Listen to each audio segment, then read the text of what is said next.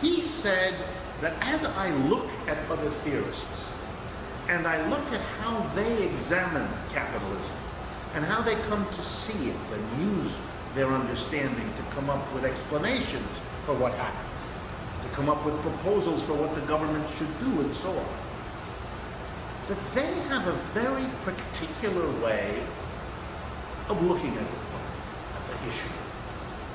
And here, as Marx works this out, he draws heavily on his philosophical training, and in particular his greatest teacher, the teacher who taught philosophy to the entire generation of his time, a famous German philosopher named Hegel, H-E-G-E-L.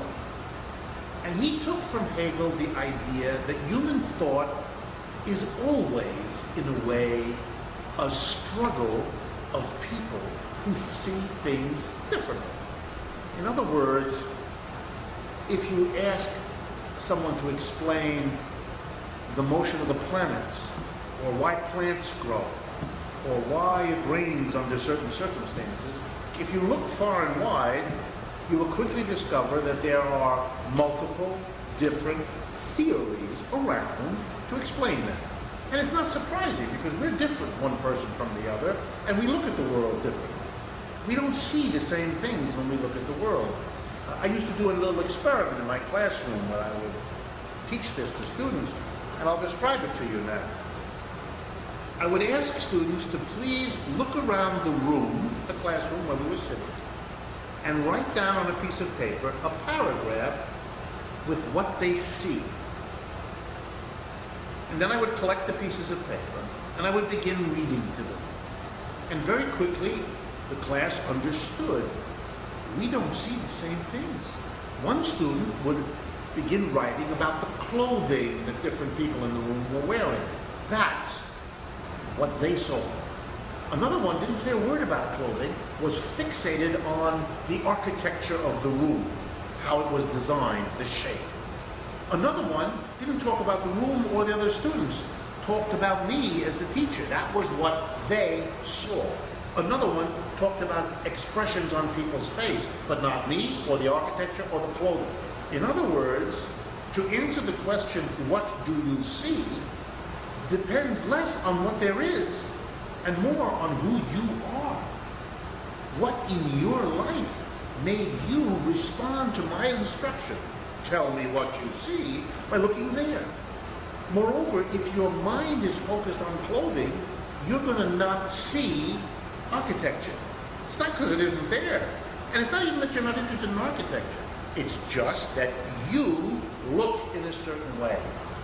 The same thing happens when you try to ask people to explain what they think about less tangible things. I'll give you an example that may remind you of moments in your own life. The concept love. You're there with your significant other in a very dimly lit little restaurant having a wonderful conversation. And either you say to him or her, or she says to you, whatever, I love you. At which point a very difficult moment begins to develop. Because over the next few weeks and months, or if you're not careful, over the rest of your life, you're going to discover with that person that you don't mean the same thing with these two words, with this one word. Excuse me, you're two people. You each bring your unique ways of thinking, imagining, hoping, dreaming, analyzing to this concept. What he meant when he said it, and what you understood when you heard it, those are not the same thing. They can't be. You and that other person are completely different. You had different mothers and fathers, you grew up in a different community, you had different experiences. How in the world would you ever come to see things the same way? You don't. You can't. Therefore, human beings, particularly in large communities, always develop multiple different ways of understanding what's going on.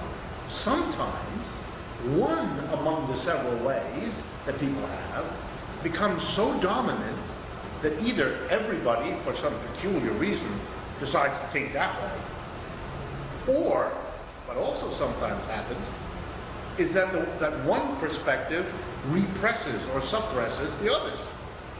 punishes people who believe in some other way. You all know of examples when, for example, one concept of what God is kills people with a different concept. That's very popular and has been for a long time. So Marx begins as a student of Hegel with the presumption that, of course, different people will develop different economic theories. Just like it is no way strange that a family with 3 children will quickly discover that the 3 children don't have the same view of the family. They were not all born at the same time. They were born at different times. Mama and Papa were different people when each of them was born. Except their actual experience of the family is different. So it'd be much more bizarre for them to have the same view, and much more suspect, than it would be for them to have a different view. But different views frighten a lot of people.